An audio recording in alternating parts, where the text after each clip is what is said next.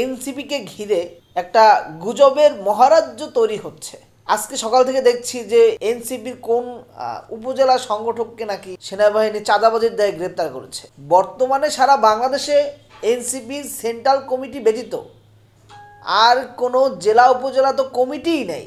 তাহলে সে কিভাবে এনসিপির সংগঠক হলো? এই দায় কি এনসিপি নিবে বা অন্য কোনো পার্টি নিবে যদি তাদের নাম ব্যবহার করে কি অপকর্ম করে? মিডিয়ার লোকগুলোও কিন্তু জানে যে বাংলাদেশে এনসিপির কেন্দ্রীয় কমিটি ব্যতীত অন্য কোনো কমিটি কিন্তু নাই। এটা সকল মূলধারার মিডিয়া জানে। আওয়ামী লীগ যেভাবে মিডিয়াকে দখলদারিত্বের একটা রাজত্ব কায়েম করেছিল, সেই তাদের থেকে সেই দখলদারিত্বকে হাত দিয়ে আর একটা পক্ষ প্রত্যেকটা মিডিয়া কীভাবে দখল করেছে। আতিক মোর্শেদ প্রথমত বর্তমানে নাগরিক পার্টির আহ্বায়ক নাহিদ ইসলামের এপিএস নয়। কারণ নাহিদ ইসলাম সে বিগত 3 মাস আগে ডাক ও টেলিযোগাযোগ মন্ত্রণালয় থেকে পদত্যাগ করে জাতীয় নাগরিক পার্টির আহ্বায়কের দায়িত্ব গ্রহণ করে। তো সে জায়গা থেকে এখানে যে নাহিদ ইসলামকে ফ্রেমিং করা হচ্ছে, এইটা একটা টার্গেটিং ফ্রেমিং আর কি। যেহেতু সে দীর্ঘ 3 মাস যাবৎ এই মন্ত্রণালয়ের দায়িত্বে নেই, তাকে এখানে ঘুরিয়ে পেঁচে তার নামটা নিয়ে আসা এক ধরনের একটা ক্রাইম। এবং আতিক মোর্শেদকে নিয়ে আজকে সকাল থেকে মানবজমিনের নিউজ এবং জুলকানারায়ণ সায়ের, যাকে বলা হয় সেনাবাহিনীর ডিজিএফআইয়ের মুখপাত্র আর কি, তো শেষ পোস্টটি শেয়ার করার মধ্য দিয়ে একটা আলোচনার তৈরি হয়।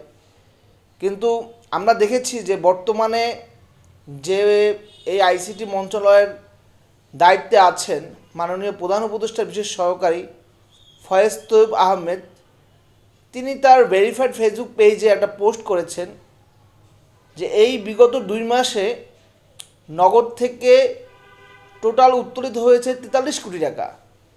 এবং এই টাকাটা যে ব্যয়ের হিসাব তার কাছে আছে, সেটা হলো নগদের সারা দেশে যে কর্মচারী কর্মকর্তাগণ আছে তাদের বেতন ভাতা, এবং এই যে নগদের যে বিভিন্ন ভেন্ডর আছে এদের টাকা পরিশোধ করতে এই 43 কোটি টাকা খরচ হয়েছে, এবং এই হিসাবটা তার কাছে আছে। সে তার সোশ্যাল মিডিয়ায় পোস্টে জানিয়েছেন যে মানবজমিন যে 150 কোটি টাকার নিউজটা করেছে, এই রেফারেন্সটা সে কোথাও পাচ্ছে না। এই ধরনের রেফারেন্স যদি থাকে তাহলে এটা যেন ফয়েজ তৈয়ব আহমেদকে জানায়।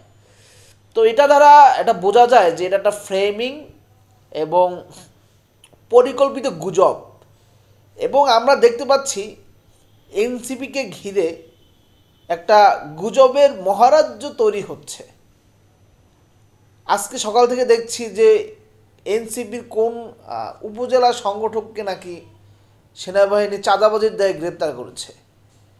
বর্তমানে সারা বাংলাদেশে এনসিপির সেন্ট্রাল কমিটি ব্যতীত আর কোনো জেলা উপজেলা তো কমিটিই নেই।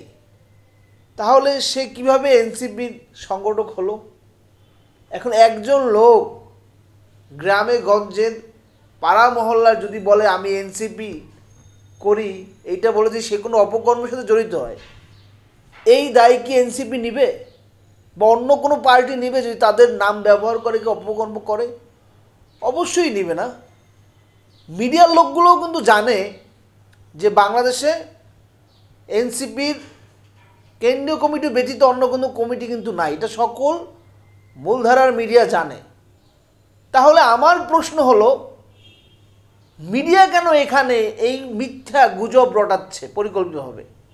এর কারণ আমরা দেখেছি 5 জুলাইয়ের পরে কিভাবে আওয়ামী লীগ যেভাবে মিডিয়াকে দখলদারিত্বের একটা রাজত্ব কায়েম করেছিল, সেই তাদের থেকে সেই দখলদারিত্বকে হাত দিয়ে আর একটা পক্ষ প্রত্যেকটা মিডিয়া কীভাবে দখল করেছে।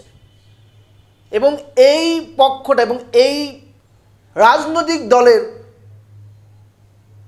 লোকজন মিডিয়াগুলোকে দখল করে তারা একের পর এক এনসিপির নামে ফ্রেমিং, গুজব এবং মিথ্যা সংবাদ প্রচার করে যাচ্ছে।